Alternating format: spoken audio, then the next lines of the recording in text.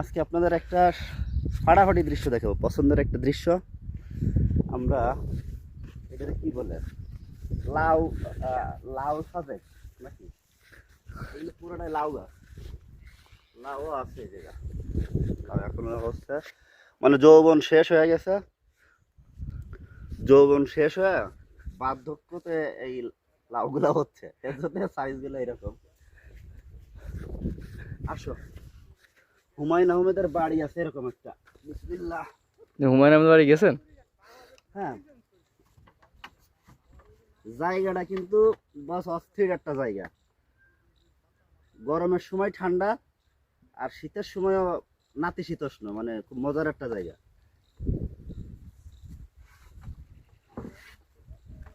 না যাই,